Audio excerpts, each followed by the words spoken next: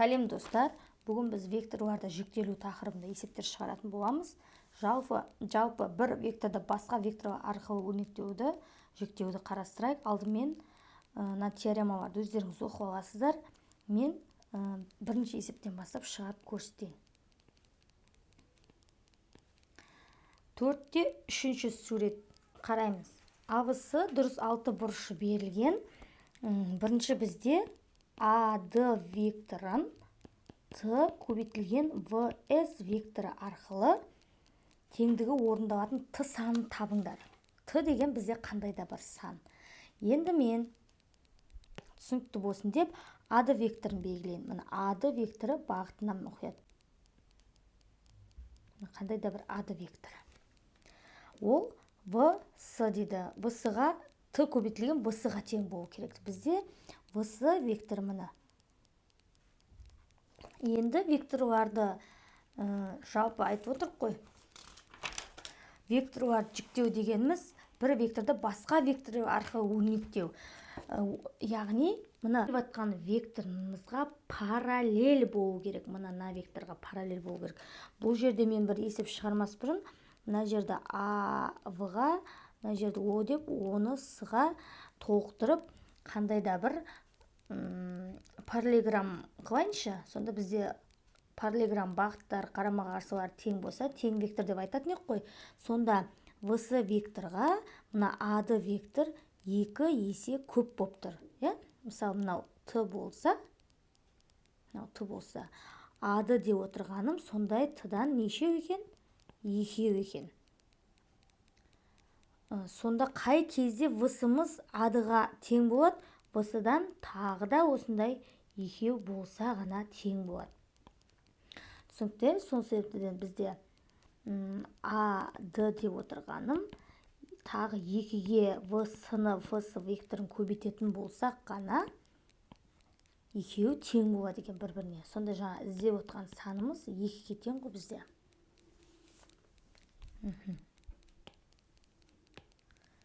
Енді екінші есеп.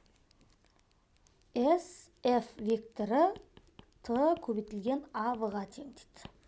Мен басқа цвет алайын. SF деп отырғаным мына. SF мына. SF деп отырғаным сарымен бояп жатырмын. SF векторы. Ол АВ векторына тең. SF-ті АВ арқылы өрнектейміз. Қарап тұрсақ, бағыты қарама-қарсы.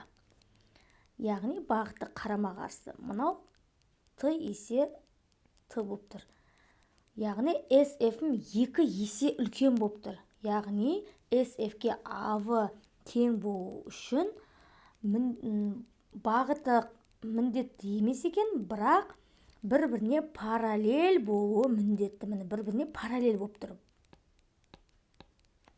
Яғни АВ SF-ке тең болу үшін тағы Т есеге бетіп көбею керек. Сонда Т бізде 2 болу керек.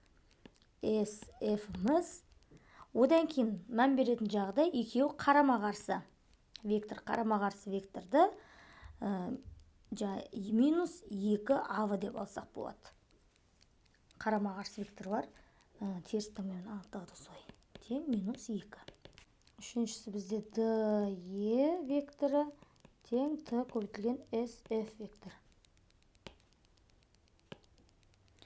Бізде DE деп отырған векторым мына. Д-дан Е-ге қарай бағытталып тұр. Қарамен сызып жатырмын. Д-дан Е-ге қарай бағытталып тұр. Ол тең SF-ке болу керек.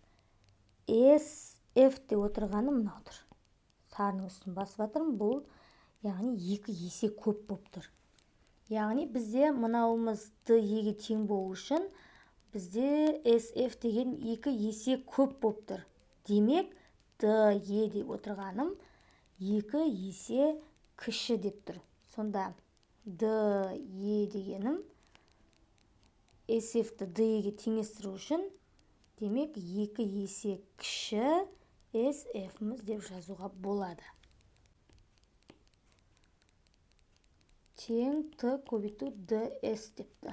Мына VE бағыты еге қарай қарап тұр. Фиолетовыймен жазып жатырмын. ds деп отырғаным міне d-дан s-ке қарай сызған кезде мұқият боламыз. Бірінші бағыттары қарама қарсы болып тұр.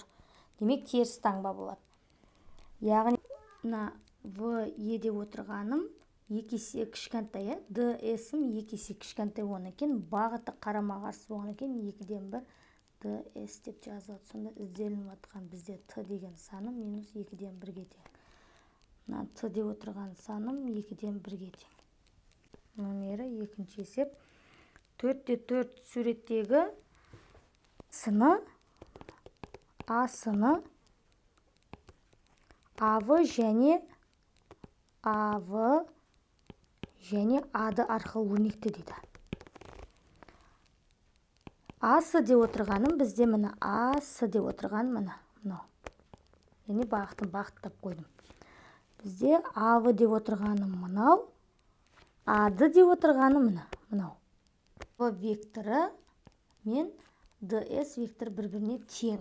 Яғни АВ вектор мен ds бір-біріне тең вектор болғаннан кейін үшбұрыштар ережесімен сонда адан d-ға, d-дан s-ке ол а сыны береді. Сонда бізде АВ қосылған ады деген тегіміз орындалып тұр. Екінші есеп VD дегенді, бұны да АВ асы арқылы өрнекте дейді. VD деп отырған бізде V-дан D-ға қарай мынау тұр, мына қызылмен жазып қойдым. Енді АВ-дан асыға қарай өрнекте дейді. Бізде АВ деп отырған мынау, ады деп отырған мынау. Енді бізде қандай шарт орындалады? Екеуінің ұшы беттесіп тұр. Одан кейін мынау ұшы беттескен жері бірінші жазылады.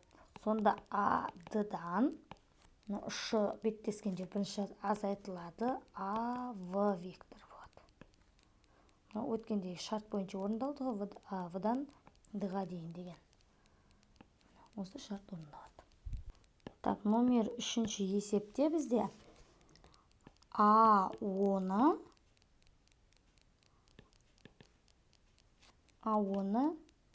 АВ вектор және АД вектор арқылы өрнектейміз дейді.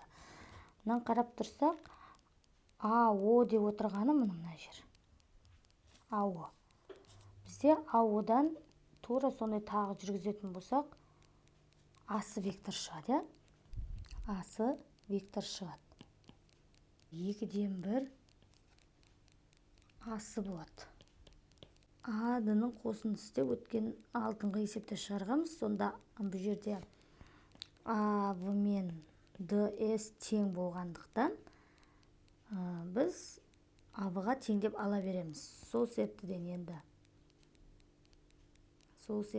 АО векторы 2-ден 1 асы вектор деп отырған жаңағы АВ векторы қосылған АД векторы. Мына вектор мен мына вектордың қосындысы, яғни мына екеуі теңде тұр, мына екеуін қоссақ асыны береді. Сонда мынау арқылы шығарамыз. 2-ден 1 АВ қосылған 2-ден 1 АД болады. Бұл есеп шықты. Екіншісін өздеріңіз шығарып көріңіздер. 6-шы есепте енді О нүктесіне қиылысады делінген. 4-те 3-ші сурет берілген. Біріншісі бізде асы векторы Т көбейтілген АВ векторына деген. Бізде Т қосылған С көбейтілген АД. Осы жердегі Т және С сандарын табыңыз дейді ғой. Тең болады. Вс АД-ға тең болу үшін АД-ның жартысына тең болу керек. Жартысына. Соң орнына қоя салайық. Асы векторы деп отырғаным А векторы қосылған 2-ден 1 АД векторына. Сонда бұл жерде ізделінді Т деп отырғаным 1-ге тең, С деп отырғаным бұл 2-ден 1-ге тең вектор екен. Екіншісін көрейік. АД векторы бізде Т көбейтілген АВ-ға тең. қосылған s көбейтілген af-ке тең дейді. Мына ады, мына қызылдың үстінен адыны фиолетовыймен бояп жатырмын. Мына ады вектор. Адан д-ға бағытталып тұр. Енді а-вы вектор деп отырған мына вектор, мына. Және af векторы мына жақта тұр.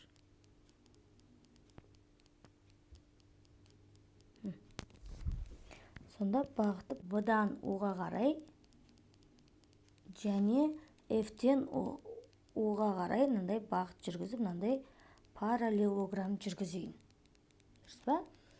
Параллелограмм жүргізейін. А-о тең болады А-ф қосылған А-ға. Яғни, мен мына бойынша мына А-оны жаздым ғой мынандай деп. Енді жалпы А-ды деп отырған мен сонда 2-1 А-ф қосылған А-ға тең. Орнына қоямыз. 2-1 А-ф қосылған 2-1 А-в болады. Сонда ізденіп отқан Т дегенім 2-1-ге тең, S дегенім 2-1-ге тең. Мына А-ды векторы. А-в вектор керек. Мына А-в векторы және А-ф вектор керек. Енді осы екеуі үшін қалай өрнектеуге болады? Мен мысалы мына жерде А-оны арқылы өрнектесем болады. Тең вектор. Сонда менде А-ды деп отырғаным 2 А-оға тең болып тұр ғой. Мына А-ды өрнегім 2 А-оға тең. Сол мына бұл жерде А-в вектор мен F-о вектор тең. А-ф-тің өзі тұр, мәселен. Сонда бізде жалпы А-о деп отырғанның өзі А-ф қосылған А-ға тең. Мына үшбұрыштар ережесі бойынша, параллелограмм ережесі бойынша мына А-ф, мына екеуі параллель ғой, мына екеуі параллель. Бір-біріне бүйтіп қосып шықсам болады, иә? Сонда үшбұрыштар ережесі қолданылады. Сонда бұдан не түйеміз? Жалпы А-ды арқылы өрнектеу керек болса, А-ды 2 есе көп А-одан болғаннан кейін А-о, мына А-о А-дыға теңестіру үшін 2-ге көбейтіп жерім А-ф қосылған А-в. Сонда 2 А-ф болады, қосылған 2 А-в болады. Векторлар бәрі. Сонда ізденіп атқан Т деп отырғаның да, С деп отырғаның да 2-ге тең. Есеп аяқталды, қалған өздеріңіз шығарыңыздар. Келесі кездескенше сау болыңыздар.